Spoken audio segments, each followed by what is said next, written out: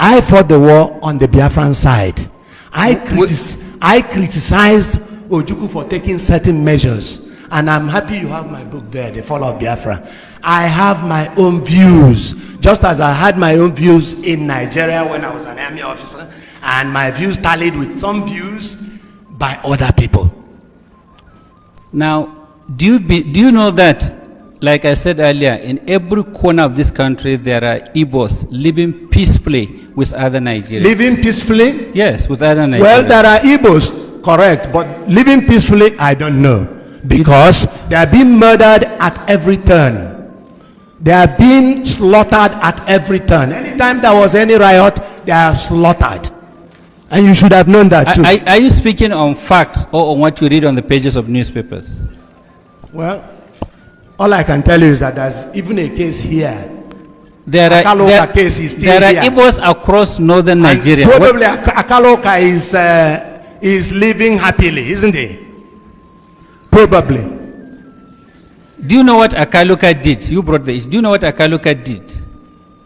Do you know the facts? Whatever he did. Listen, do you know the facts? Whatever he did, he should have been subjected to the rule of law. Listen, do you know the facts? The rule of law should have applied. Do you know the facts about Akaluka?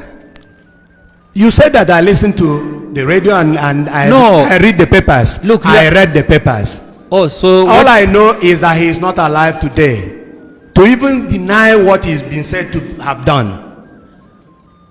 Do you know that as a result of Akaluka, 20 House of people were killed? That is what you said. We have not been told this. Have you sent any delegation to Igbo land to explain the Akaluka issue?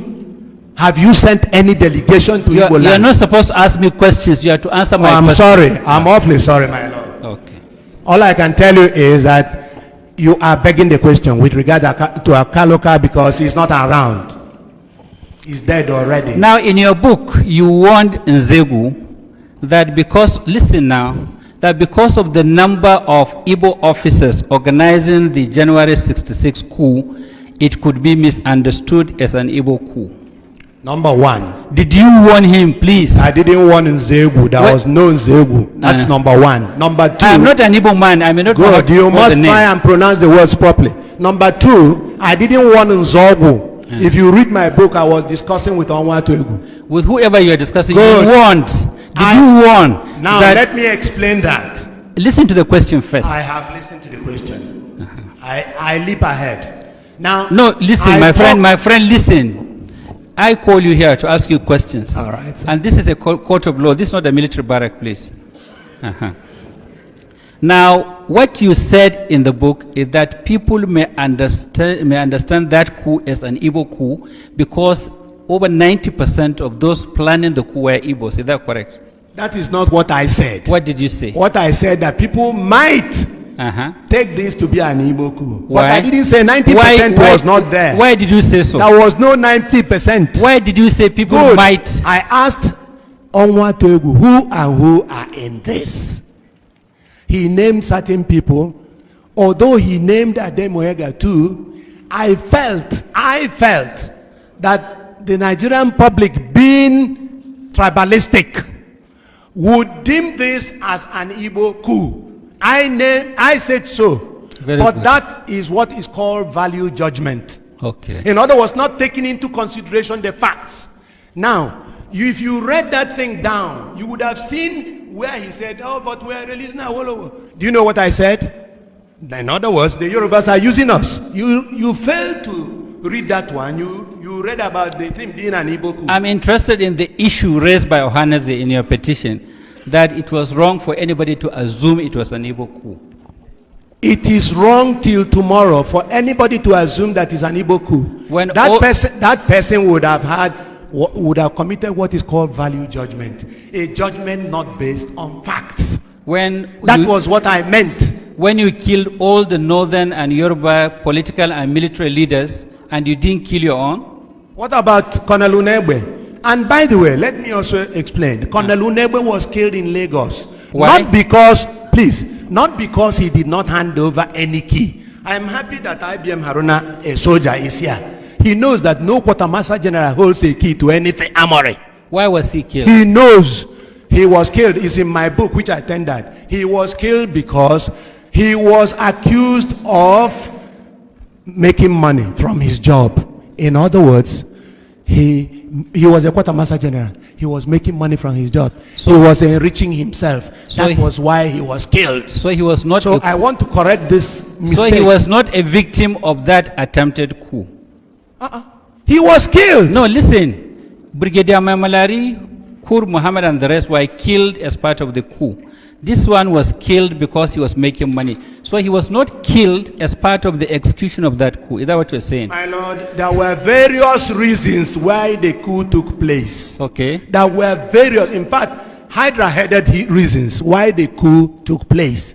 Some people enriched themselves and they were killed. Some people were involved in the killings in the West and the TV area, and they were killed. Some people did a lot of other unsavory things. By the way, they talk about killing, and I'm repeating what I said at Enugu. It was never decided that anybody should be killed.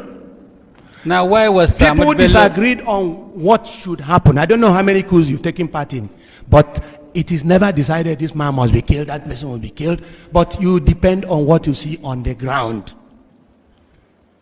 So if there was opportunity to kill, you kill. What do you mean by you depend on what you see on the ground? These are soldiers, you know. Depending, for instance, if you are fired at, you fire back.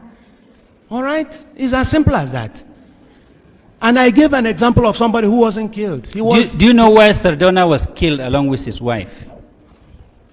Do you know it's in the book? Simple. Why must I I told you we need your evidence here. But the commission here has read my book. If they have not read my book, they probably are reading it now. Nigerians want to hear what you will say of the reason behind killing Sardona and his wife.